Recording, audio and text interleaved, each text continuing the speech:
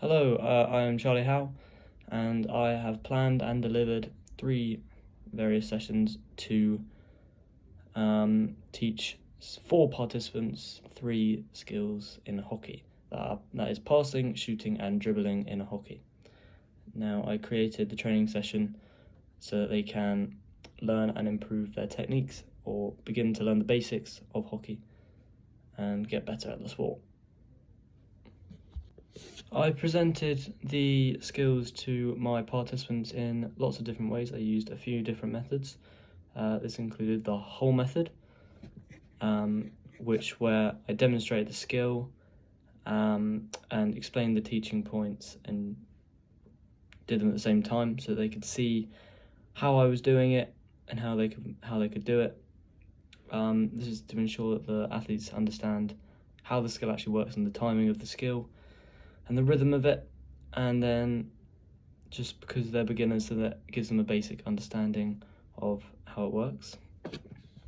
Another method I use for the individuals is the whole part whole method, which is where I showed the demonstration of the skill, and then I let them go off and practice it before coming back and then discussing what we can improve on. As just wanted to see if they could get the technique. It's an easier way to solve the errors in the skill, and it gets them to improve quicker as they are practicing more and more the skill. For the final skill, for the dribbling, I used the progressive part method, which is where I showed them how to complete the first part of the skill, which was the dribbling, and during the drills, and then at the end of the dribbling line I got them to sometimes pass the ball back, which is where they combine the 2 skills, which can help improve and add sequences into their performances as well, which helps them improve quicker. I personally believe that this was successful for the participants, as they were able to correctly and effectively adjust their performance for the errors I was giving them, and they would be able to practice skill and able to improve over time quicker. I think also it helped when I was explaining the skills, they could visualize it as I was demonstrating and have a better idea and better understanding of what skill they were actually completing.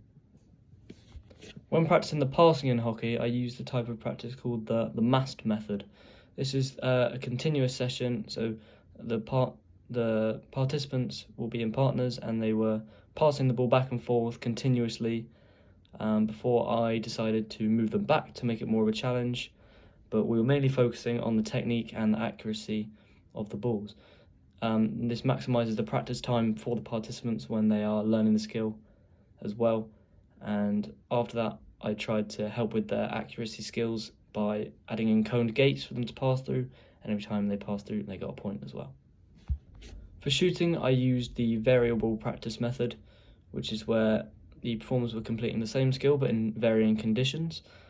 For example, this was when the performers were passing from 2 different angles, and then they had to receive the ball from a different angle each time and then shoot into the goal.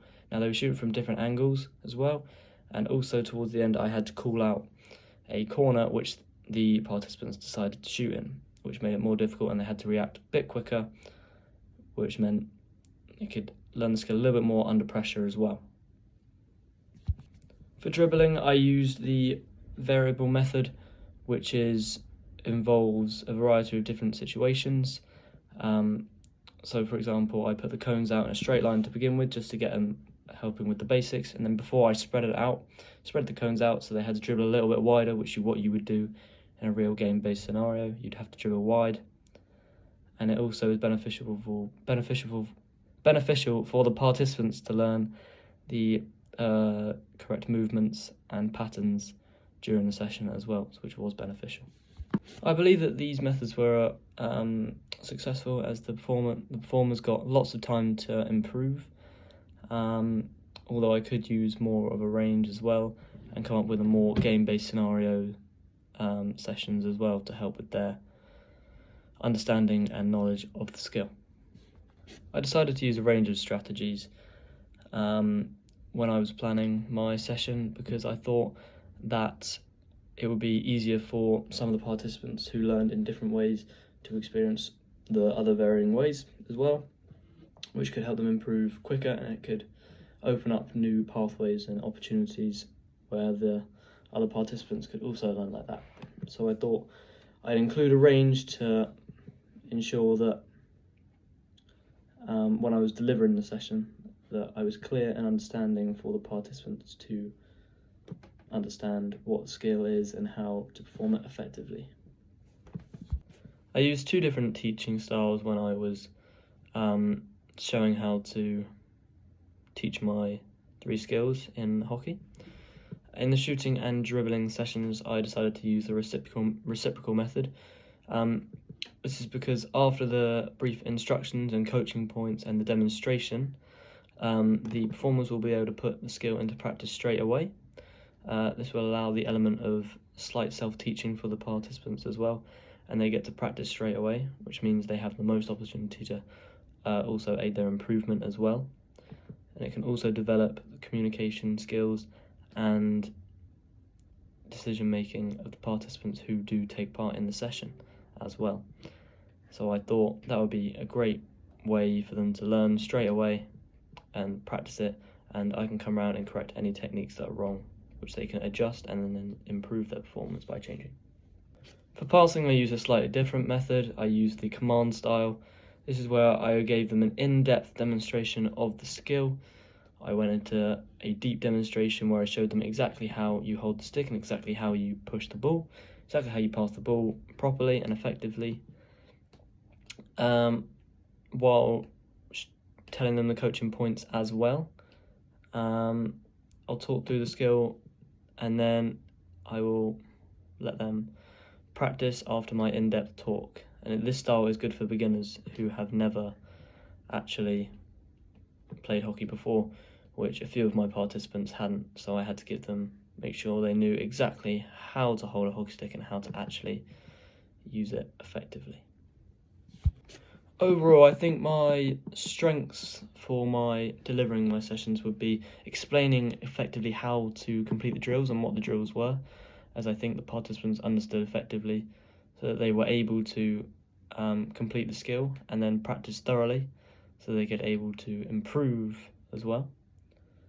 I believe that my correcting of the skills is also good, so if I saw an error which occurred from one of the participants when performing the skill, I feel like I was able to quickly jump in and get them to adjust the skill so they were able to improve in the future and then for the rest of the sessions.